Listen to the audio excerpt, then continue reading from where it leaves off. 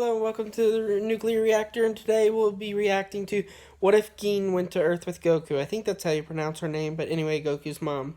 So I hope you all will enjoy this, and this is the first part to this series that we'll be reacting to. So I hope you all enjoy. I guess you could call this a family vacation? Hey guys, MasterCoX here, and we're back with yet another What If Week! Yep, it's March and it's time for 3 more stories based around particular scenarios that I've either come up with or you guys suggested via my various social medias. They're a great thing Oh wait, so we can suggest them? I'll have to think of some. Thank you. being developed in the month of March. There's of course Dragon Ball R&R, which is probably the most exciting and unusual product from these What If weeks. Actually, we're coming up to 300,000 subscribers for this channel, so wow, didn't expect that at all. This next one has been something that people have actually been specifically asking me to cover. This one is gonna be pretty cool. What if Gine went with Goku Gine. Okay, sorry for butchering that in the beginning. to Earth? Now, first of all, some of you might be asking, who on Earth is Gine? If you're aware of the Dragon Ball Minus manga that came out in 2014, she is now identified as the mother of Goku. Dragon Ball Minus may be often overlooked and really looked down upon by the fandom by saying like, this is not my favourite Bardock special! And yes, of course, they reworked Bardock to make him a much softer Saiyan than he was in the special, and I think that's what rubbed people up the wrong way. If you're interested to find out more about Dragon Ball Minus and how it differs to the Bardock TV special, you can check out the link to my video that I made in the description and up top. How am I going to try and work What Gine into the do y'all want me to react to that? Because I kind of really do want to react to that. Let me know. story, considering that she doesn't exist in the main canon or in terms of the animated part of it? Dragon Ball Minus was created by Akira Toriyama, but it's a different timeline. Like, it's more the manga's timeline rather than the actual TV timeline. I'm going to try and blend Oh. the two. This is a pretty big change to make because this would really change the way that Goku grows up as a child. Or would it though? In Dragon Ball Minus, Bardock and Gine really quite love each other. Well, at least love in terms of Saiyan. But instead, in this retelling, I'm gonna have it so that means Bardock doesn't necessarily care for Gine, but kind of respects her. You know, she's a good cook. She knows how to look after kids. She may not be good at fighting and a disgrace to the Saiyan race in that regard, but hey, it's cute. So instead of a love interest like a mother somewhat, or to the best of Toriyama's abilities, she's more of a convenient aid. When the time comes for Lord Frieza to head over to planet Vegeta in order to rid himself of the Saiyan pests once and for all, Bardock would also return to planet Vegeta trying to warn everybody to get everybody going or flee the planet before Frieza blows it up, but no one listens as per the TV special. He's a low-class warrior. What would he know about things like that, even though he's pretty much in the elite task force of Frieza? No! He's still a low-class Saiyan, so therefore he knows nothing. When he actually meets up with Gine and explains to her the situation about what's going to happen to the planet, I really like this story though, and I really want to hear more about Goku's mother. I've always thought about that. I really want to hear more about that. Vegeta, she believes him without question. And this really takes Bardock aback. He's going like, what? You actually believe me? But instead of actually going like, oh my god, Gine, I love you so much. He's appreciative that she sees sense. And the next thing to do is just take Kakarot to somewhere safe and make sure he gets off the world before it blows up. As for her, I don't really care. You know, just try and make sure that you're useful or something. I don't know. Gine doesn't really appreciate being talked to like this. At this point, with Lord Frieza hanging above your own world looking to blow it up, I think you should look at the bigger picture and, yeah, let's get Kakarot safe now, okay? Okay. Bardock then takes his leave and heads up to Frieza's ship doing his whole Frieza! Frieza! thing with all the soldiers and stuff like that. It looks really cool. Gine is hurrying up towards where the pods are kept because she would know about this because Bardock would keep on talking about it. Because like, that guy, he doesn't know how to handle a pod. Oh, that kind of thing. Oh my god, that guy's a moron. She makes it to where the pods are kept undetected and places Kakarot deep inside one of the pods. And this is where things start to get really difficult. Because Gine is probably the sweetest Saiyan out there. Right now, she is absolutely broken. This is something that she cannot bear to deal with. She had to say goodbye to Raditz. She now has to say goodbye to Kakarot too, and probably will never see him again. This is the point where she's like looking down at the baby Kakarot, who's starting to cry. She's starting to cry. It's all becoming too much for her right now, and it's just like I can imagine she's just like there. You know that scene in Kung Fu Panda when Poe's mother has to like give him away and then run off like that? It's kind of like that. Like she doesn't want to do this. Kakarot's just flailing his arms around and then actually presses the door lock button, which sends the pod door, which goes and then knocks Gine on the butt. She's then flung into the pod with Kakarot, so it's a complete jumble, and the two of them then go automatic things right there. So, as you can tell, Gine and Kakarot are now inside a pod, heading towards Earth and away from the carnage. That moment of hesitation has proved absolutely critical for this story, and has actually made sure that the successes of Bardock's family line continues to be strong. The pair fall into a deep and satisfying sleep, cradled in each other's arms. Mother and child are still together. We cut to many days later, has crash landed near Mount Paozu on planet Earth, which incidentally is not too far away from the home of Grandpa Gohan. On his walk, Gohan comes across a massive crater where there wasn't one before. With, of course, his great martial arts knowledge under the tutelage of Master Roshi, he tries to sense if anything suspicious is going on around here. The door, incidentally, is open, so he looks inside and sees all this technical mumbo-jumbo that he doesn't really understand, but then he can sense something rummaging in the bushes above. He looks up and sees a tail poking out of the top, which is hurriedly put inside. Obviously, a curious little Kakarot poking his butt in the air. He then uses his stick to just poke it a little bit. It becomes absolutely frazzled. There's a baby's cry. Gine launches out of the bush and tries to punch Gohan in retaliation, but then Gohan's, he absolutely and Gine falls down face flat on her chest and just like realizing her mistake, she looks back up, takes a look at Gohan, and just decides the situation, the best thing to do is try and flee. Gohan looks kind of puzzled, as in, like he's saying, "Look, what's the thing?"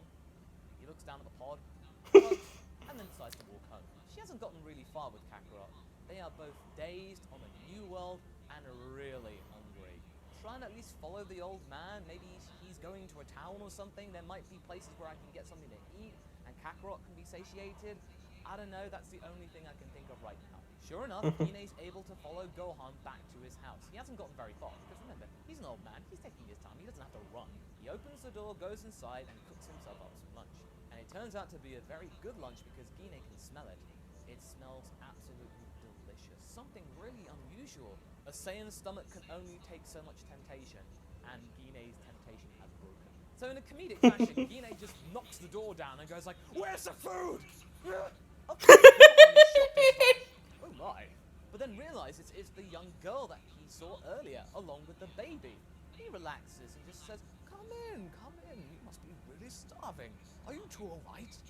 Why don't you just, come on, sit down. When he gets a closer look at the tail, he just thinks something's really weird here. A tail? A lady?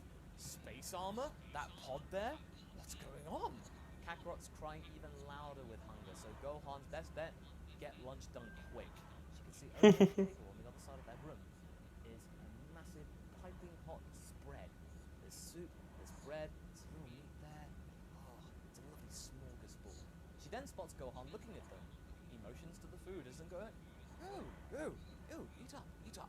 And you don't gotta tell a Saiyan twice. Once Gine's had her fill and Kakarot's been able to get back to sleep, much more comfortably this time, she starts to talk to Gohan, albeit a little bit hesitantly. The one biggest thing that we can take away from all of this is that Kakarot is always referred to as Kakarot. Goku, the name Goku, never comes up because he knows his name already. He already knows of his Saiyan origin, so the fact that Gine and Goku, you forget to say Goku sometimes. The fact that Gine and Kakarot are Saiyans is second nature. Everyone knows. There's no mystery here. This is something else. He's absolutely fascinated by all of this. He's not going to cast them out. He's like, oh, wow, oh, goodness, this is just so amazing. A fantastic thing that's arrived at my doorstep. But then Gohan does start to get a little bit concerned when he finds out that most Saiyans are brutes. He asks them if they're brutes too, but Gine assures him that they're not like normal Saiyans, and they really aren't. And so it's settled.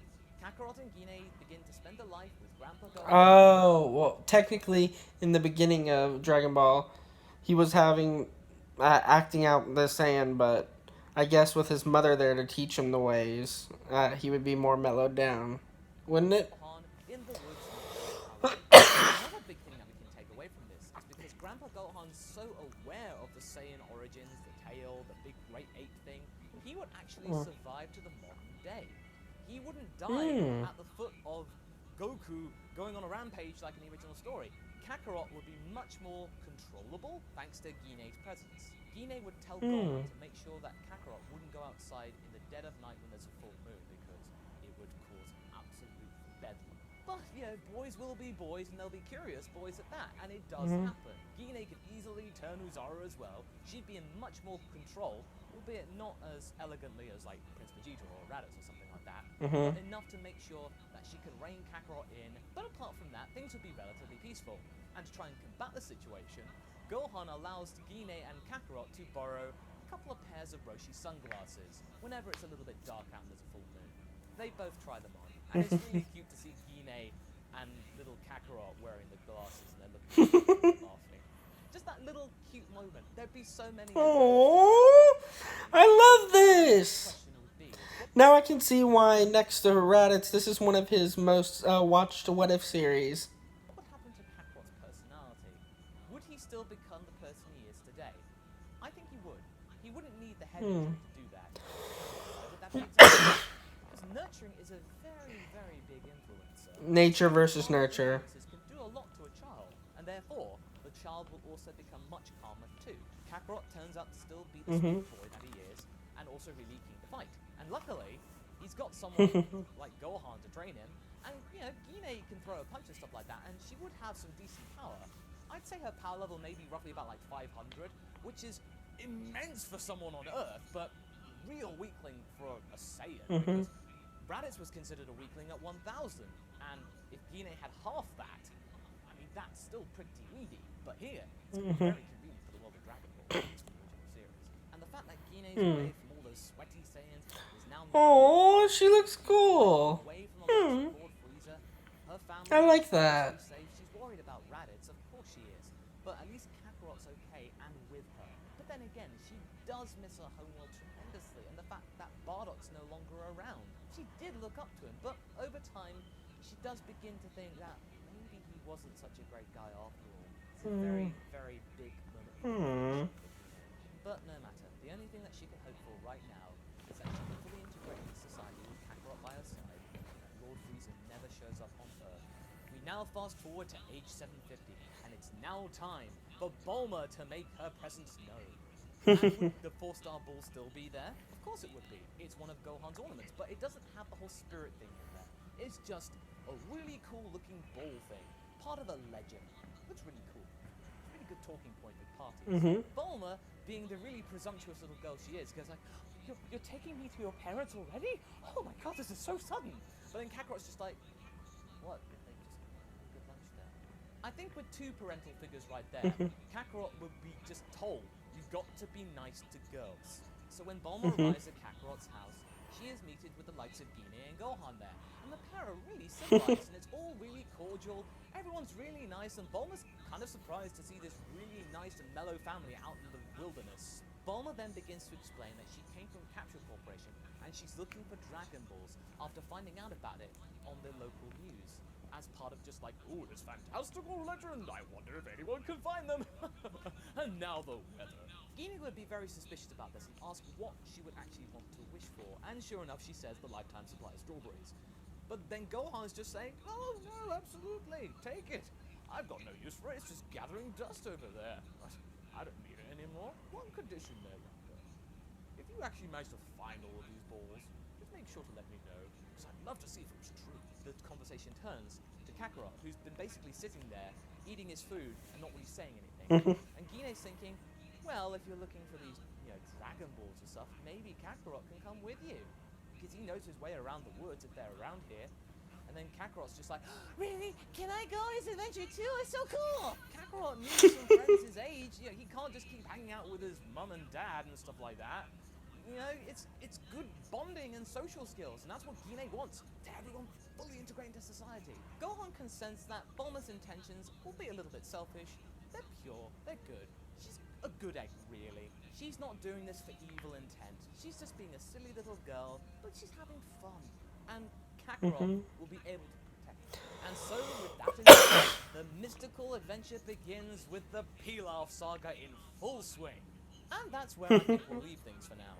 Oh no! Damn it! Wonders for Kakarot, because he doesn't need to have the head injury in order to become the person that we all know in this original story. It really adds an interesting dynamic because everyone knows about the Saiyan origins. The whole Great Eight thing isn't a surprise. It'll provide less and less twists. Pilaf will still not know about the Saiyan thing because he doesn't know what a Saiyan is. But everyone in the gang know, and they can anticipate. You know what? I'm really beginning to like this story. But what do you guys Me too. Do you like this story? Do you like Yes, I the did. idea that Kakarot still is called Kakarot? Do you guys like that story though? Not Goku. Leave a comment below and let's get this discussion going. Anyway, I hope you enjoyed. Can't wait for the next part. Hope y'all enjoyed this. And let me know if y'all want me to continue on with the series. And until next time.